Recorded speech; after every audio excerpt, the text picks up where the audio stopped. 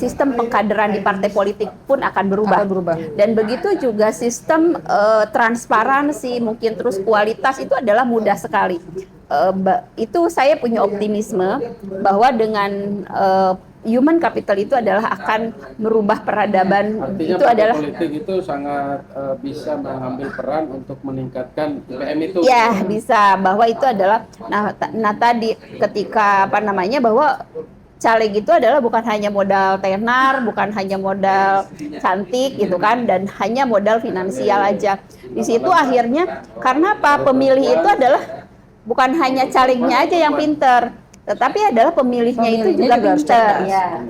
Contoh, ketika itu adalah publik ataupun pemilih itu adalah sudah pinter, ya, orang politik aja enggan untuk memainkan money politik. Iya.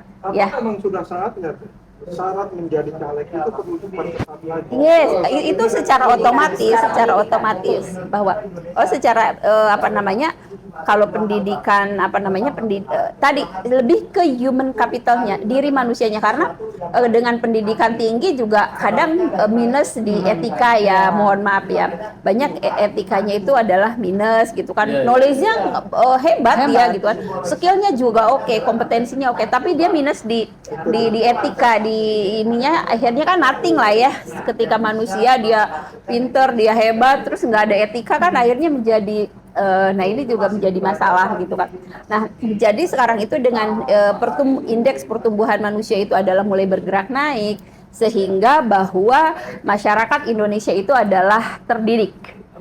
Sehingga ini adalah menjadi kunci untuk partai politik bahwa tidak lagi sistemnya menggunakan sistem politik zaman ke belakang, karena sekarang manusianya itu adalah pemilihnya itu adalah sudah mulai intelek juga.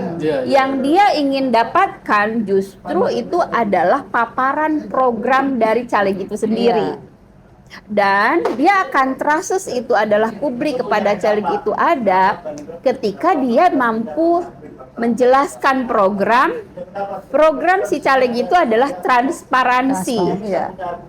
Dan setelah dia mensosialisasikan program, lalu dia terpilih, dia harus merealisasikan ini program ini. Itu pembuktiannya di situ. Nah, ketika kita mampu mengimplementasikan program kampanye kita, maka itu tumbuh proses publik kepada kita, dan itu tidak bisa dimanipulatif.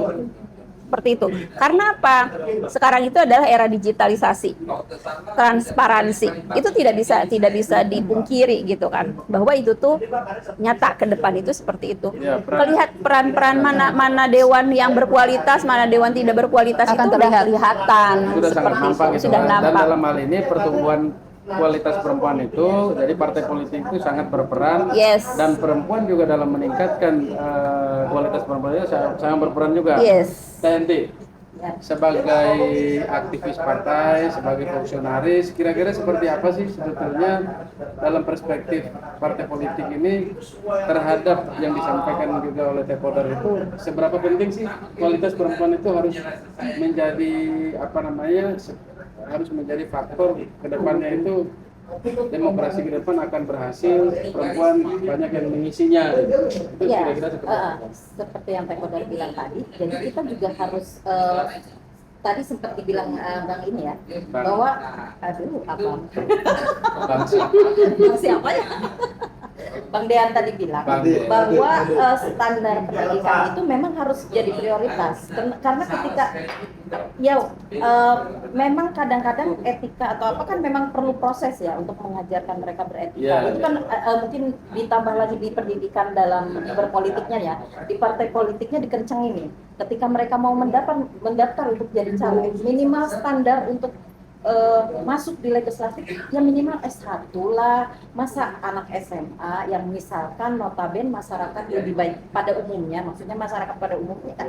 Itu salah satu syarat ya. Ya, syarat menurut saya itu syarat Nah, itu tuh harus diperhatikan. Itu wacananya bagus nggak bagi perempuan? Oh, bagus-bagus aja Bagus ya. kita, karena kita juga merasa Karena kita ingin kualitas demokrasi yang diisi oleh orang-orang yang bagus lah ya gitu ya. Supaya kita nggak dipandang minus bahwa perempuan itu selalu tentang face, muka, body atau apa lebih ke physically lah ya. Kita pengennya bahwa kita tuh ada isinya loh. Karena kita bisa kalah sama Ada isinya artis apa? itu kan. Iya, Walaupun nah isinya itu. kita kadang-kadang isi bakso ya. Ya maksudnya minimal itu ada maksudnya pendidikan yang minimalis ya kan kebanyakan ini kita mencontoh terutama DPR RI lah. DPR RI ini ada beberapa yang memang mereka pendidikannya tuh hanya SMA dan kita udah tahu sendiri SMA-nya pakai C lagi. Jadi smart. Lebih parah. Udah SMA pakai C lagi. Ya, gimana mereka mau mengajarkan atau mau berpolitik tentang masalah kewanitaan, tentang perempuan di dalam politik kalau mereka pemahamannya tentang SMA. Di SMA pelajaran tentang politik atau tentang kan marginnya masih kecil kan Karena dia mereka mau kan. bicara soal penganggaran, Ya. legislasi, Betul. soal kebijakan publik. Betul. Mereka Mereka nggak akan organisasinya paham. walaupun ada organisasi OSIS, tapi kan tidak semua ikut serta di dalam hal itu yang bisa ikut masukkan padanya. Tapi ketika minimal dia misalkan S1, minimalnya kalaupun SMA cuma terbatasi hanya OSIS. Kalau S1 kan banyak nih. Ada intra, ada ekstra, bisa masuk BEM. Ekstranya bisa ada HMI, ada Minimal dia pernah BMI. belajar dasar-dasar logika kan. Dasar logika bagaimana berargumentasi. Filsafat ya, filsafat ya. Peran perempuan dalam politik itu kan membutuhkan penilaian atau perspektif dari laki-laki juga kan. Ya. Nah nanti kan Mas Dan akan membuka cakrawala kita bagaimana supaya seperti apa sih menurut laki-laki peran karena gini, ada dilema juga kan ketika perempuan lebih aktif kadang-kadang mungkin di rumah itu menjadi hal juga kadang-kala kan. Kalau boleh contoh Kayaknya terzolimi sama perempuan dia, orang di rumah deh. Bahkan mau dilempar ke situ kan. enggak karena Teh Aisyah misalkan 3 periode. Di balik 3 periode itu kan pasti banyak dialektika, banyak dinamika juga di internal keluarga maupun yang lain sebagai pengalaman kan. Tapi secara teori, secara aspek globalnya, bagi laki-laki kan punya penilaian juga bahwa perempuan itu tidak hanya di kampung. Kalau kampung seakan-akan demokrasi itu milik laki-laki. Betul, Nah, betul. makanya sebetulnya ada irama juga. Ada bahasa dari Tekodar yang saya tangkap tadi, tidak perlulah ada nilai-nilai gitu 30% gitu. Tapi setelah tiada ke 30% malah tiada perempuan. Kan gitu masalahnya. Problematik ya. Jadi dilemanya begitu. Nah nanti kan kita akan mendengarkan seperti apa sih sebetulnya Mas Dian memberikan apa kacamata laki-laki terhadap perempuan yang berperan di politik seperti apa gitu. Sebelum ke Aisyah nih. Oke. Kalau saya tuh sebenarnya lebih setuju dengan pendapat Tekodar tadi bahwa tidak perlu ada kekhususan ruang untuk perempuan, oke. supaya kompetisi itu bebas aktif aja. Yes. Terserah mau perempuan masuk mau enggak ya silahkan saja kan. Cuman yang perlu ditingkatkan adalah kesadaran politik perempuannya. Nah ini kembali pada peran-peran partai politik sebenarnya bagaimana supaya partisipasi perempuan di dalam dunia politik itu bisa lebih tinggi, bukan diberikan ruang secara khusus. Karena bagi saya ruang secara khusus itu justru ya bentuk apa menganggap perempuan itu sebagai kelompok yang memang harus diayomi, harus dikhususkan, harus diperhatikan tersendiri. Artinya kelompok-kelompok yang nggak bisa berkompetisi dengan kelompok laki-laki. Jadi seakan-akan dikotomi antara laki-laki perempuan Dan dalam perempuan, hal ya, politik betul. itu juga sebetulnya membuat laki-laki dan perempuan dalam politik menjadi ada jaraknya gitu ya. Setuju. Lagi pula di dunia pendidikan kita kan kesetaraan di pendidikan antara laki-laki dan Sama perempuan aja. itu kan sudah sama. Sudah. aja. Tinggal bagaimana peran-peran partai politik ini memberikan kesadaran yang lebih kepada kaum perempuan supaya mereka juga terlibat aktif di dunia politik. Karena biar bagaimanapun kebijakan politik itu lebih banyak menyasar ajas hidup para perempuan. Betul. Gitu loh. Makanya masa depan partai politik, masa depan perempuan dalam politik itu dalam di aspek pengalamannya Teh Siti kan pasti ada seperti apa gitu loh. kalau sekarang ini 30%, ada nggak kemudian celah untuk bisa meningkat lagi menjadi lebih dari itu? Karena gini, presiden perempuan satu-satunya kayaknya perempuan juga pernah ada. Ketua umum partai politik satu-satunya mungkin yang perempuan juga cuma itu, gitu kan? Sepertinya kesempatan yang lain sebenarnya bukan tidak ada kesempatan sebetulnya, tapi soal akselerasi kader-kader partai perempuan atau orang-orang pengusaha perempuan. Kalau pengusaha CEO mungkin ada lah perempuan gitu ya, walaupun dia meneruskan, tapi mungkin yang saya tahu juga CEO dari yang perempuan itu juga rata-rata penerus, bukan pencetus. Ya, bukan. Jadi kalaupun ada pencetus mungkin 1, 2, 3. Ya kayak Bu Susi. Dalam Ya. politik ya sudah pasti, ya kan, apa namanya, pertarungannya mungkin berbeda. Makanya faktanya sistem di partai ini juga karena agak ketat gitu ya, sehingga ketua umum dari perempuan itu hampir nggak ada lagi gitu. Itu mungkin salah satunya gitu. Nah, berdasarkan pengalaman itu gimana ke depan nasib Perempuan. ya, sebenarnya juga menyangkut Politisi harapan perempuan juga ya. sebetulnya. Ya. Enggak, biar nanti sekaligus closing ini ya. Ya, sebenarnya gini, tidak salah juga ketika Bang Dean menyampaikan bahwa tidak perlu nih ada batasan antara perempuan dan laki-laki. Ini kan dari suaranya laki-laki ya, Ya. gitu. Sebenarnya gini, laki-laki di bawah alam sadar itu merasa tersaingi dengan perempuan.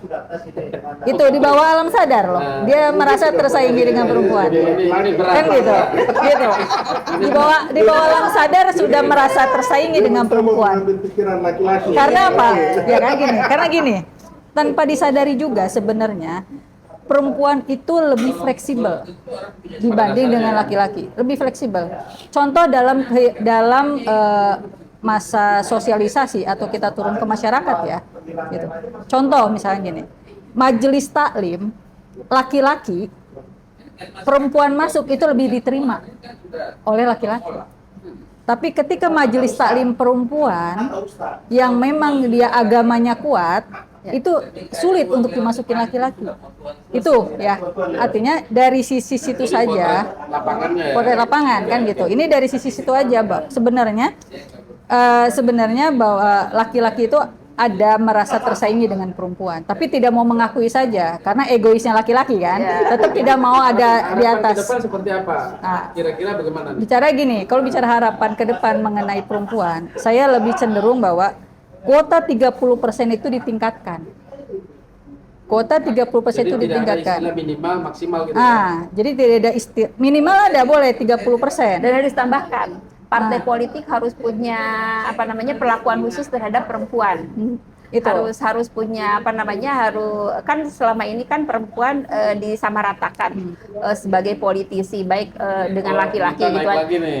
Naiknya itu adalah perbantuan mungkin secara modal Ini baru untuk lagi nih. ini. Oke. Karena itu Ini the real kedengarannya nih. the real iya, Pasti kita nyalek minta bahwa kita menjadi kader yang memang ada di partai politik ketika partai politik itu adalah konsisten mendukung perempuan itu 30%, itu harus jadi gitu Iya, loh. iya, iya, Nah, iya. itu harus menjadi skala prioritas gitu kan. Nah, itu. Karena apa?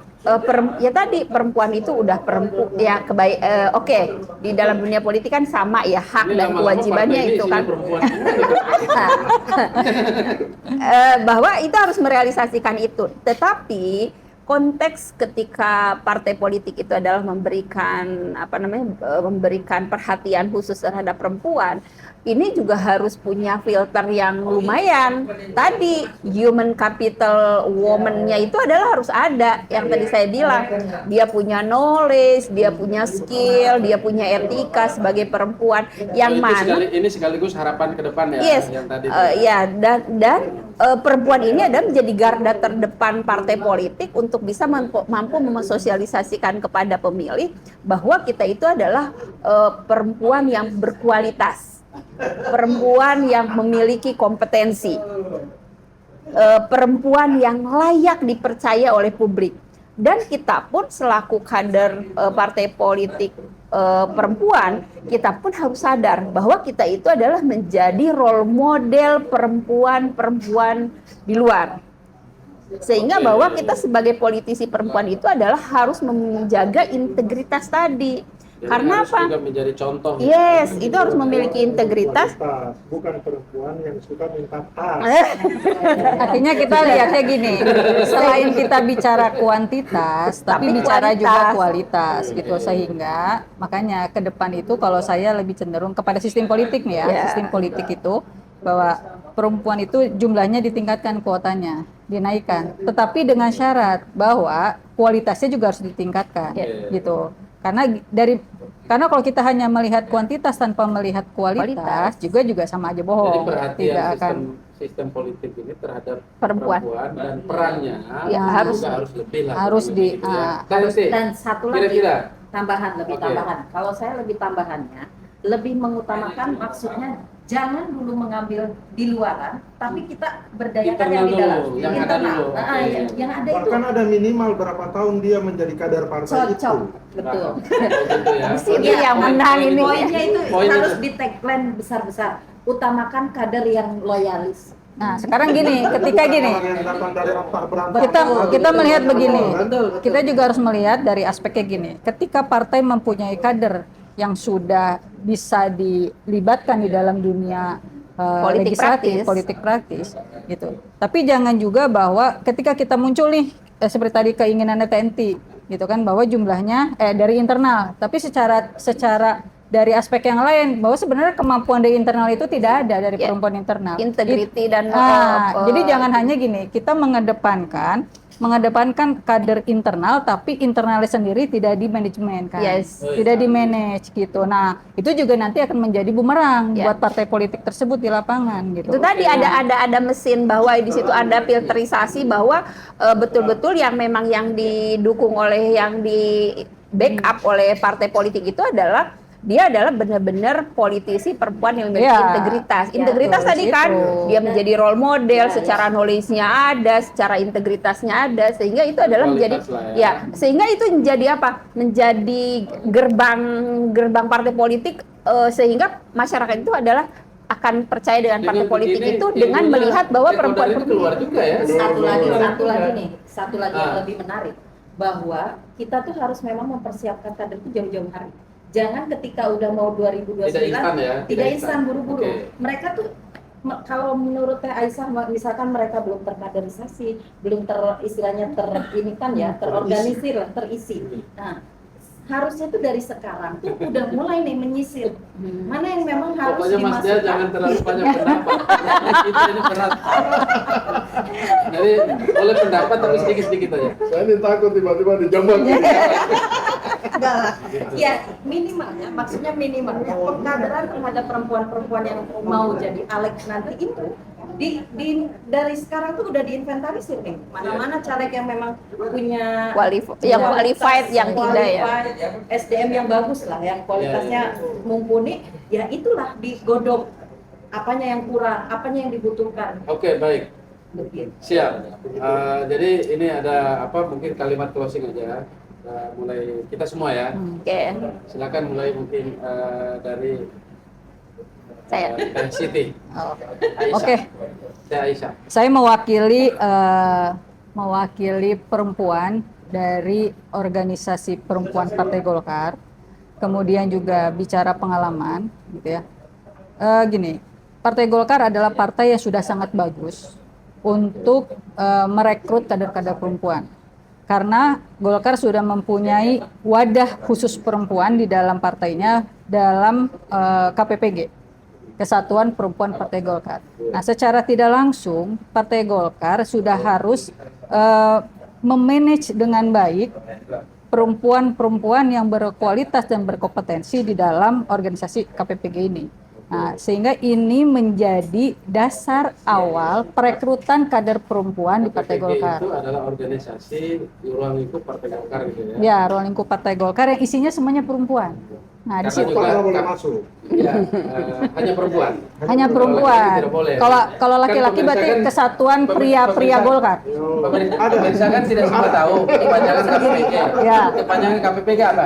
Kesatuan Perempuan Partai Golkar. Jadi kalau Bapak mau masuk, jadi Kesatuan Pria Golkar. Gitu. Oke. Oke, Nah, baik. disitulah jadi dengan adanya organisasi ini, Golkar sudah harus mampu memanage kader perempuan yang akan berkompetisi di dalam kontestasinya pemilu, baik pileg maupun pilkada. Nah, disinilah tugasnya Partai Golkar ketika ingin mempunyai para anggota DPR-nya baik di provinsi, kota, kabupaten maupun DRI dan juga kepala daerah. Ini perempuan dalam organisasi inilah yang harus didominasikan, Mengisi, yang harus gitu, diperankan, harus gitu. diperankan Oke, karena dengan baik. sendirinya sudah terfilter di Oke, situ. luar Gitu. biasa. Oke, Selanjutnya sip. Teh Kodar, Oke, baik. sepatah depatah tentang, ya kan? Baik, saya perempuan mengajak para perempuan yang berkualitas, yang memiliki integritas, mengajak jangan pernah resisten dengan politik. Bahwa politik ini adalah mesin yang mampu menggerakkan kemana arah kebijakan dan kemana arah negara kita itu adalah akan bergerak. Ketika diisi oleh orang-orang berkualitas, maka hasilnya akan berkualitas. Jadi satu, mari kita berpolitik yang santun, berpolitik yang memiliki kualitas dan memiliki integritas, tentu memiliki etika. Luar biasa. Oke, terima kasih. Partai Terakhir, Golkar. selanjutnya- Oke. Selanjutnya Pak Mas Tenti. Kalau saya Nanti karena biar yang- Laki-laki terakhir. karena sebenarnya udah disampaikan kepada para dokter dua ini. Iya. Penjelasannya udah sangat. Yang penting itu dalam sistem itu perempuan ada di dalam sistem. Ketika perbaikan membuat kebijakan atau membuat perbaikan untuk partai, perempuan ada di dalam sini. Jadi ketika semua konsep atau sistem yang akan dibangun untuk perempuan, ada perempuan yang Tidak akan ada yang menyuarakan. terlewatkan ya? Tidak ada yang terlewatkan. Oke. Ada suara perempuan di situ. Jangan selama ini perempuan selalu diberapakan untuk baik itu di perusahaan atau apa, tapi perempuan harus masuk di dalam sistem. Terlibat di dalam. Terlibat di dalamnya. Luar Supaya biasa. kita bisa tidak hanya 30% tapi bisa mungkin 40 ataupun 50. Pandangan yang 50-50. patah. Oke, selanjutnya Mas Dean. Kira-kira apa? Kalau saya mendukung perempuan Singkat padat dan jelas. Saya mendukung perempuan berkualitas untuk berkompetisi semaunya dengan para laki-laki. Iya. Jadi suatu saat saya memimpikan tidak ada lagi kuota khusus untuk perempuan, tetapi mereka ada karena kesadarannya sendiri. Gitu. Oke. Luar biasa, terima kasih. Jadi tayangan ini, video ini akan diposting secara halayak. Siapa saja boleh pendapat apa saja, tapi kita jangan khawatir bahwa perempuan akan tetap berpartisipasi di dunia politik. Merdeka. Merdeka. Tas dulu.